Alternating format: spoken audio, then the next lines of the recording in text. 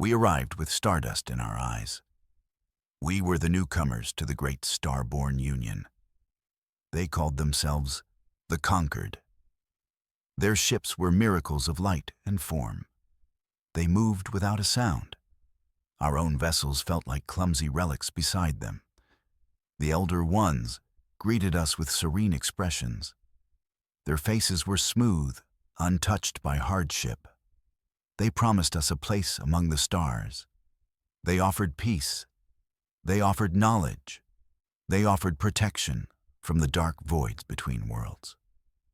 All they asked for in return was our obedience. We were to follow their ancient laws. We were to adopt their customs. We were to become another quiet voice in their grand chorus. It seemed a small price to pay. We were a young race, eager and full of trust. We anchored our colony ships in the designated systems. We built our homes under the light of alien suns. It was a golden age, or so we thought. The cage was comfortable. Its bars were polished until they shone like mirrors. We just could not see them yet. The peace did not last. From the unmapped voids came the pirates. They were called the Void Reavers. Their ships were brutal things, all spikes and scorched metal. They cared nothing for the Concord's ancient laws. They saw our new worlds as ripe for the taking. They fell upon our outermost colony, a place called New Dawn. We sent a distress call to the Concord. We begged for the protection we were promised. The reply was slow in coming. It was measured and calm. A fleet was being dispatched, they said. It would arrive in due time. But time was a luxury we did not have. The Void Reavers were already in orbit. Their weapons were tearing our fledgling city apart. We had to fight back ourselves. Our colony ships were not warships. Our miners were not soldiers. But we had courage. We armed our transport vessels with seismic charges. We welded industrial lasers to their hulls. We rose to meet them, a swarm of gnats against predators. We fought with a fury born of desperation. We lost ships. We lost friends. We bled for every inch of space we held. We drove them off. But the cost was high. Our ships were scarred. Our people were scarred. New Dawn was a graveyard of twisted metal and broken dreams. We had our first scars. The Conquered fleet arrived when the fighting was over. Their pristine ships slid into orbit. They surveyed the wreckage of our defense. They saw the debris of our makeshift fleet. The Elder Ones convened a council. We expected commendation for our bravery. We thought they would see our strength. We were wrong. They spoke in hushed, disappointed tones. They called our defense unseemly, a chaotic and messy affair. Our scarred ships were an eyesore in their perfect space lanes. Our survival was not a victory to them. It was an embarrassment. The Elder Ones looked upon our wounds with disdain. Scars were proof of imperfection. They were evidence of a failure to avoid conflict. A truly advanced race, they implied, would never allow itself to be touched by such ugliness. They offered to repair our ships, to erase the marks of battle. They wanted to smooth over the rough edges of our experience. They wanted us to forget. But we could not forget. Their words were colder than the void itself. We began to see the bars of our gilded cage. We refused their offer of repair. We kept the scorched hull plates. We left the weapon burns visible. Those marks were not shameful. They were our story, written in fire and plasma. Each scar was a lesson learned. Each dent was a life saved. Our ships became a tapestry of our struggle. We saw the captains of those vessels walk taller. The crews looked you in the eye with a newfound fire. We started calling them the Scarred Fleet. It was a name we gave ourselves. The Concord saw weakness. We saw a testament to our will to live. Other younger races in the Union noticed. They would pass our fleets in the silent lanes. Their crews would watch our patchwork ships with curiosity. Some showed fear. Others showed something else, respect. We had faced the dark and survived. We had not relied on the elder ones. We had bled, and we had endured. The scars became our identity. They were a quiet act of defiance. We were the ones who fought back. We were the ones who were not afraid to show our wounds. The cage no longer seemed so gilded. It felt cold and restricting. Then came a new shadow from the dark. It was a terror that dwarfed the Void Reavers, a hive mind of biomechanical horrors. We called it the Scourge. It did not raid for profit. It consumed everything. Worlds went silent in its wake. It moved toward our territory, a relentless tide of hunger. Its advance was methodical and terrifying. We knew our scarred fleet was not enough. Our makeshift warships could not stand against such a foe. We went before the Concord Council again. We laid out the data. We showed them the projections of the Scourge's path. We pleaded for their help. We reminded them of their promise of protection. The elder ones listened with that same serene detachment. They considered our plea. Their perfect fleets were ready. Their power was immense. They could have crushed the Scourge with ease. But they refused. Our worlds were on the frontier. They were a buffer zone. The Scourge was our problem, not theirs. They would not risk their flawless ships for a disorderly member race. Their final word was cold and absolute. You are on your own. We stood alone in that grand hall. The silence was our answer. The promise was broken. We were left to face the darkness alone. Betrayal burns hot. It forges a special kind of strength. We returned to our worlds not with despair, but with fire. We had no one to rely on but ourselves. So we would become our own salvation. Every colony ship became a potential vessel of war. Every factory was converted into a forge. We ripped up city infrastructure for raw materials. Asteroid miners became ordnance specialists. Cargo haulers were retrofitted with armor plating. We worked day and night under the dimming light of distant stars. There were no debates. There were no dissenters. There was only the work and the approaching darkness. Our science took desperate leaps forward. We developed weapons born of necessity, not theory. We created kinetic drivers from mass accelerators. We turned terraforming beams into lances of pure energy. Our technology was ugly. It was inefficient. It was a brute force solution to an elegant nightmare. But it was ours. We armed our ships with more than just steel and plasma. We armed them with the desperate hope of a people with their backs to the wall. We armed them with raw courage. We knew many of us would not return. We knew the odds were impossible, but we would not die quietly in a cage. We would face the storm on our own terms. We chose the place for our stand. It was a nebula of swirling red dust called the Seven Stars. It would hide our numbers. It would cloud their sensors. It was where we would live or die. The Scourge fleet arrived like a plague of locusts. Thousands of biomechanical ships. They blotted out the light of the stars. Our own fleet was a fraction of their size, a collection of scarred veterans and converted civilian ships. We were outgunned. We were outmatched. But we were not outfought. We met them in the crimson clouds. The battle was a maelstrom of light and fury. Our ugly ships tore into their flank. We used the nebula to our advantage. We set traps among the asteroids. We turned our engines into bombs. We fought with a ferocity the Scourge had never seen. They were used to orderly races that shattered at the first blow. We were already broken. We had nothing left to lose.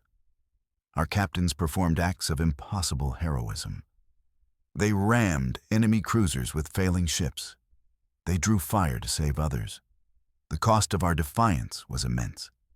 The Red Nebula was seeded with the wreckage of our fleet. The comms channels filled with last goodbyes. We paid for that victory in blood and steel. We broke their advance at the 7 stars. The main Scourge fleet shattered. The survivors limped back into the void. We had done the impossible. We had faced the darkness and held the line. Our remaining ships, battered and bleeding, made the slow journey home. What was left of our fleet was more scar than ship. Hulls were peeled back to the framework. Engines sputtered on borrowed time. We returned broken, but undefeated. We expected something, a message of acknowledgement from the Concorde, perhaps a grudging nod of respect. We received only silence. The Elder Ones watched our ragged fleet return. They made no comment. They offered no praise. They sent no aid for our wounded or our shattered worlds. It was as if our struggle had never happened. Our victory was an inconvenient truth. It was a messy, bloody footnote in their perfect history. The silence was more insulting than their previous disdain.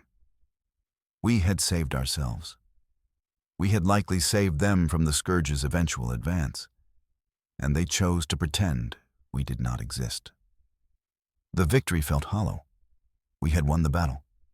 But the war for our soul, for our respect, was far from over. Peace is a fragile thing. For a time, the galaxy was quiet. We rebuilt. We mourned our dead. We strengthened our scarred fleet. Then, from beyond the galactic rim, a new threat emerged. It was not a fleet of ships. It was a presence, a wave of psychic dread that rolled across star systems. Minds buckled under its influence. It whispered promises of despair and oblivion. The Concorde called it the presence of the void. A very dramatic name, we thought. They sent their perfect fleets to investigate.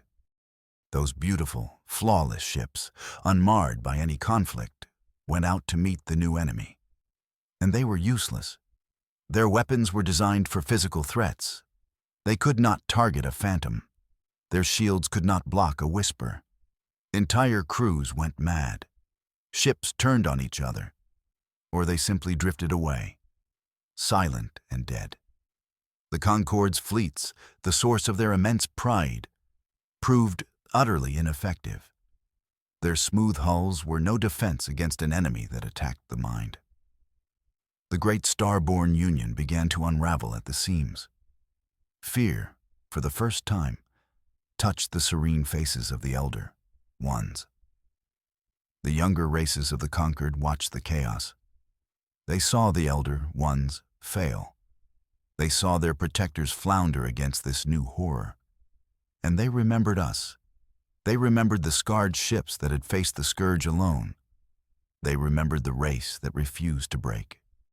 Delegations began to arrive at our worlds, not in secret, but openly. First came the Fenrir, a race of wolf-like warriors. Their ships were fast and aggressive. Then the Signian, master engineers who could build wonders from scrap. One by one, they came. They did not see our scars as a weakness. They saw them as proof of experience. They knew we understood the price of survival. They knew we had faced impossible odds and won. We had not relied on ancient doctrines or perfect technology. We had relied on grit and the will to fight. They did not ask us to join the Concorde's war. They asked us to lead a new one. They offered their ships. They offered their people. An alliance was forged, not in a pristine council chamber, but in the scorched halls of our capital. An alliance of the scarred. The Elder Ones watched our new alliance form. Their network of observers reported every meeting. They saw the ships arriving in our systems. They saw the fleets of a dozen different races training together. They saw our scarred flagships leading the drills. And they felt fear. Their empire was built on the idea of their own superiority. They were the calm center of the galaxy. They were the protectors. But now their protection was worthless. Their people were looking elsewhere for leadership. They saw their authority crumbling. The fear was a new sensation for them. It was an ugly, messy emotion, the kind of thing they had always disdained in younger races. Their pristine hulls could not halt the tide of despair. Their ancient protocols had no answer for this enemy. They were losing control. They watched as our patchwork fleet grew stronger. Our methods were unorthodox. Our ships were a mix of 100 different designs. But there was a spirit in our alliance that their own union lacked. It was the spirit of survivors. The day finally came. A single, perfect conquered vessel entered our home system. It did not demand. It requested permission to approach. An envoy of the Elder Ones asked to speak with our high command. The meeting took place on our flagship, the Indomitable. Its hull was a mosaic of 100 battles. The Concord envoy looked out of place in our functional bridge. He was all smooth robes and serene expressions. But we could see the desperation in his eyes. He spoke of the great threat. He spoke of the need for a united front. He asked for our help. He asked for the alliance of the Scarred to lead the fight. We let him finish. We let the silence hang in the air for a long moment. Then we gave him our answer. We would help. We would save them and ourselves. But there would be a price. We did not ask for wealth or technology. We asked for something far more valuable. We demanded a seat at the head of the council. We demanded that the Concord be reformed, not as a union of rulers and subjects, but as a true alliance of equals. And we demanded that the Elder Ones acknowledge our way, the way of the Scar, the way of survival. They agreed. They had no other choice. So our patchwork fleet led the final assault.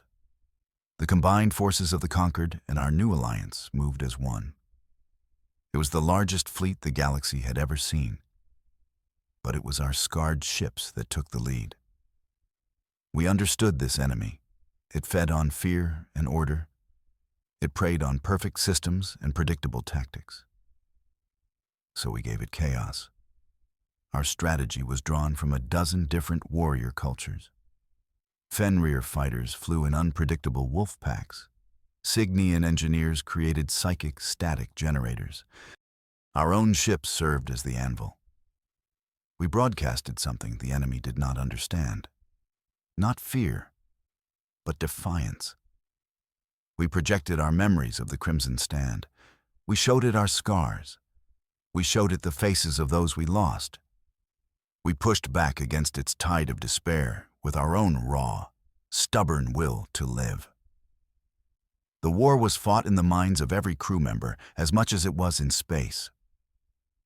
We showed them how true survivors fight, not with perfection, but with the strength that comes from being broken and remade. The presence of the void shattered. It could not comprehend a will so stubborn. It could not consume a people who embraced their imperfections. The wave of dread receded. The whispers in the dark fell silent.